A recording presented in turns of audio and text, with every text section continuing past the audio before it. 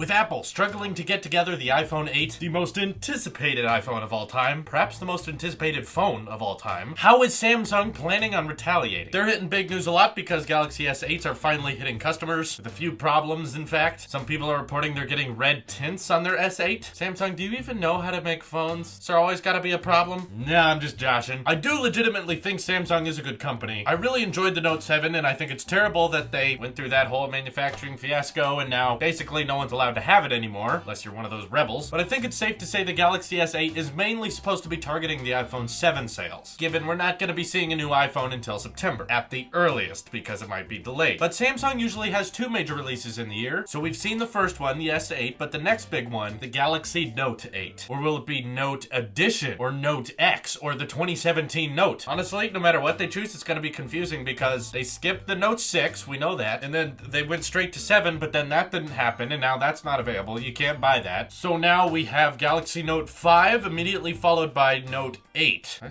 We just jumped over that. I don't know what they're gonna call it. Let's just assume it's 8. That's easy to remember. I think it's definite that we can expect those curved displays that we've been seeing on the S8, and like the Note 7 before it. This time we might see an even further push to get rid of those side bezels. We might have a little bit of chin, a little bit of forehead, but the latest predictions and rumors I've been hearing about it have said the Note 8 is destined to be the iPhone edition killer by matching the iPhone's current rumors, as well as things that the iPhone already does. The biggest one, I think the most noticeable one, is that dual camera. Samsung has not implemented a single dual camera on any of their Galaxy phones, which surprises me because they're kind of the flagship competitor for Apple. iPhone 7's been out for a while and they never wanted to get on that dual camera train. People who don't think dual cameras are that important usually haven't tried them, because I can confidently say after using it for so long, I hate going back. Whenever I get back into a phone that has one camera, it's like, oh, but I have to pinch to, oh, and there's no portrait mode shots. Everything's wide. You can talk about coloring and pixels all you want. When everything's a wide angle, it's boring to me. Photography is almost never like that. It's usually close-ups on things. Things are more cinematic when you're zoomed in. On film, when you're making a movie, it's typically 35 millimeters. That's like standard, unless, you know, you're the Revenant. But again, wide angles make sense for group selfie shots, and I'm glad Samsung considers that one scenario. But for the other 90 scenarios, I'm annoyed that my selfies make the center of my face look bulgy. I prefer iPhone's cropped in selfie cam, as well as just that option to zoom in when you're taking video. So of course with the Note 8 they're going to be bringing those dual camera benefits and not just matching the iPhones, exceeding it. The reports are saying that the telephoto lens and the wide angle lens will both sport optical image stabilization. On the iPhone only the wide angle has it, and I'm sure the Samsung lenses will have better low light, better image processing, because they're going to be comparing it directly to the iPhone in the R&D department and make sure ours looks better, right? Yep, yeah it does, good. So we can assume the Note 8 is going to exceed at least the iPhone 7 camera. The camera we get on the iPhone edition, I don't know yet. We'll find out. I'm betting it's gonna be close. I'm personally curious to see if the Note 8 will be able to keep all of the features it's retained in the past couple of years, which is S Pen and a headphone jack, which people really care about with Samsung phones. And Samsung really cares about because that means they can steal iPhone users. We have the headphone jack, come on. But my point is, when you have USB-C, you have the headphone jack, you have the S Pen, you got the Note 7, and that was rather devastating. So can they truly keep all of those ports in this year's phone without making it explosive? I surely hope so, and I'm sure they're going to be running it through all of their battery tests that they release out to the public to say, look how careful we are now. We won't do that again, and I hope they're right. The other giant wild card is that Apple is struggling to see if they can embed Touch ID into the display of the next iPhone. It is still yet to be seen if they're going to actually do it, because more rumors are saying it's going to be on the back, which I hate. Don't do that, Apple. But it's safe to say if Apple does figure it out, and maybe even if they don't, they'll be able to do it on the Note 8 as well, so that the fingerprint reader is facing frontwards, and you don't have to have that awkwardly placed one on the back next to your camera. This means the Note 8 will look a lot cleaner, won't have 3 little dots on the back. You'll just have your flash, you know, your heart rate thing, and the dual camera. And Notes typically have a bigger display than the Galaxy S phones, which are already enormous at 6.2 inches. You know, they are at a weird aspect ratio, but could we see like a 6.3 or 6.4 inch display on the Note 8? Perhaps this would be a rather larger phablet, but man, would it have a lot of capabilities. I hope the big advantage here would be battery life, because the Galaxy S8 batteries are not great. They're okay. People have been having mixed opinions on them, but I think that was mostly Samsung just playing it safe. They're like, let's not push the limits with the battery, okay? Let's just get what it needs and not much more. Let's not try to cram too much. So if we have a larger device than the S8 Plus with the Note 8, perhaps that can support a better battery life. So maybe the S8 isn't really what Apple needs to be worrying about. They're likely directly focusing on what the Galaxy Note 8 is going to have, and they're competing directly with that. They don't care about the S8 right now. now. They've likely sold the majority of the iPhone 7s they need to. They got a nice New Year bonus with that product red one. And while the S8 is really cool, I don't think Apple's really concerned about it. And given the $100 price jump with the S8, it'll be interesting to see, does the Note 8 cost even more now too? They'll likely try to match that of the iPhones, but you're getting quite a lot in a single package. We may see a $1,000 phone here. Given Samsung doesn't include a 32GB model, the Note 8 will likely be a 64GB only with micro SD card expansion if you'd like. So starting price, it might be up there. It might be in the 900, 1000 zone. So we'll see. What do you think is going to be on the Galaxy Note 8? Do you think that has Apple in trouble? Let me know in the comments below. This is your Apple Sheep here, and I will see you in the next one.